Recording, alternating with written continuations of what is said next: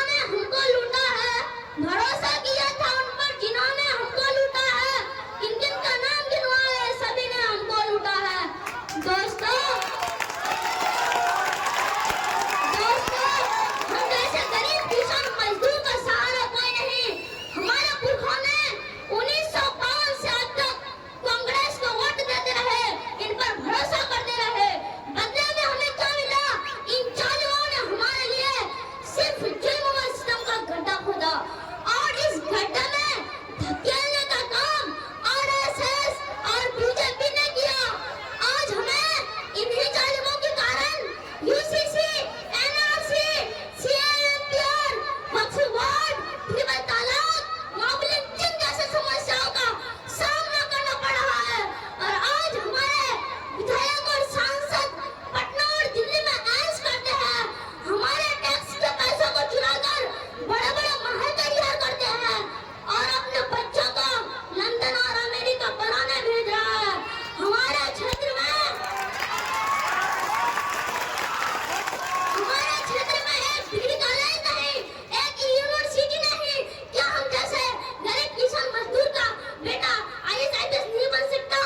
जब 7 साल का बच्चा हाफिज़े कुरान बन सकता है, कुरान के एक एक हुरूफ के बारे में जान सकता है, 114 सूरतों को बिना लिखे पढ़ सकता है, 540 रुकों को समझ सकता है, 6666 आयतों के बारे में जान सकता है, 36,430 अल्फाज को अपने सीने में उतार सकता है। क्या वो लड़का आईएएस, आईपीएस, डॉक्टर, इंजीनियर नहीं बन सकता? 100% बन सकता है। लेकिन हमारे यहाँ के विधायक और सांसद ये नहीं चाहते। इन गद्दारों ने इसलिए नहीं चाहते कि अगर हमारे गरीब किसान मजदूर का बेटा शिक्षित हो जाए, आईएएस आईपीएस बन जाए, तो ये गद्दार किस्म के लोग हम पर हुकूमत नहीं कर पाएंगे। हमसे वोट लेकर जनता के पास हिंदुस्तानी होने का सबूत मांगते हैं। हमें पाकिस्तानी और गद्दार कहा जाता है।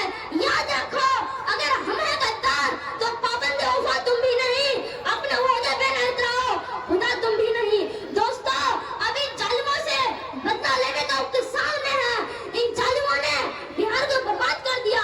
किसान लाखों टन अनाज पैदा करने के बावजूद भी भूखे सोने पर मजबूर कर दिया।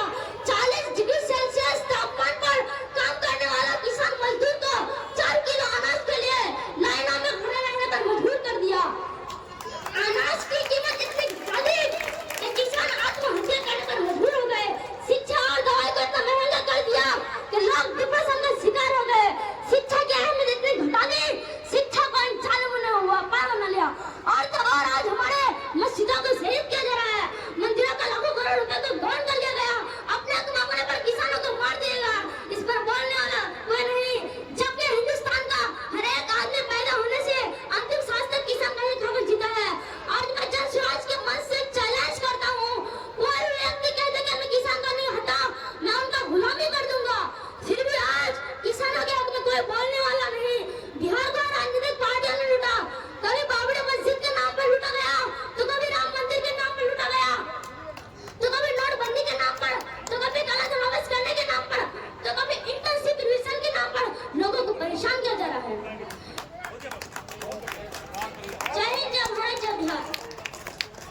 तालियों की गड़गड़ाहट में बहुत कमी रही। इस बच्चे के जज्बात को समझिए, इन्होंने आपके दिल को तोड़ने पर मजबूर कर दिया। अब जरा सोचिए, आप ही के समाज का एक बच्चा कितनी खूबसूरती से अपनी बात को रखा, आपको झंझोर कर रख दिया, आपको बता दिया कि आपकी हैसियत क्या है, आपको समझा